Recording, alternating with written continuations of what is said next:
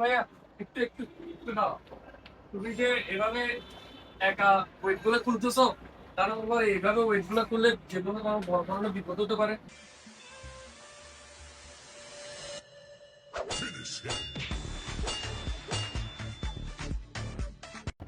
এই ওয়েট গুলো কিভাবে খুলবো আমি আজকে তোমাদেরকে দেখাচ্ছি। যদি তুমি জিমের মধ্যে এই জিনিসগুলো একা খুলতে চাও, সেক্ষেত্রে দেখবা যে এখানে মধ্যে অনেকগুলো ওয়েট লাগানো আছে, এই পাশেও লাগানো আছে। এখন তুমি কেউকে পাচ্ছ না, তুমি আহ তুমি সাহায্য নেওয়ার জন্য। এখন তুমি কিভাবে তোমার ওয়েট গুলো তুমি খুলে তোমার ওয়েট দিয়ে তুমি এক্সারসাইজটা কমপ্লিট করবা।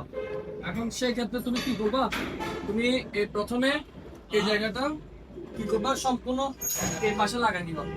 এখন এই সাইডে ভারী ওয়েট এখানে কর্নারে চলে আসছে, আর এখানে অনেকখানি বেড়ে গেছে না। এখন তুমি আস্তে আস্তে সবগুলো খুলে ফেলো। খুলে ফেলার পরে দেখবে যে কি ওই সাইড কি হবে না, উল্টে যাবে না।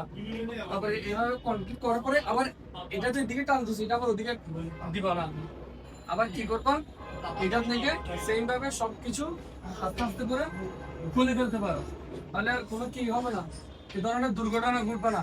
আমাদের জিমের মধ্যে এরকম অনেক ধরনের দুর্ঘটনা ঘটে, কারণ ওয়েটের জিনিসগুলো কিভাবে খুলতে হবে, কিভাবে রাখতে হবে, এই জিনিসগুলো আসলে যারা জিমে নতুন ভর্তি হয় তারা এই জিনিসগুলো জানে না। জানার কারণে এভাবে অনেকের দুর্ঘটনা ঘটে যায়। জিমে আসে সুস্থ থাকার জন্য, কিন্তু জিমের মধ্যে এসে এসব ধরনের দুর্ঘটনার কারণে তারা নিজেদের অনেক বড় ধরনের বিপদ ডেকে আনে।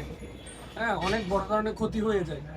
এইসব ক্ষতি এড়াতে হলে এই ধরনের জিনিসগুলো, এই ধরনের ট্রিপস এবং ট্রিক্স গুলো জানা থাকতে হবে। তো আশা করি জিনিসগুলো বুঝতে পারছেন।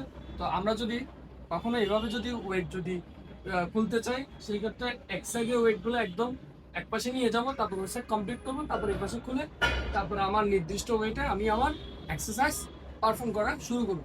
ধন্যবাদ।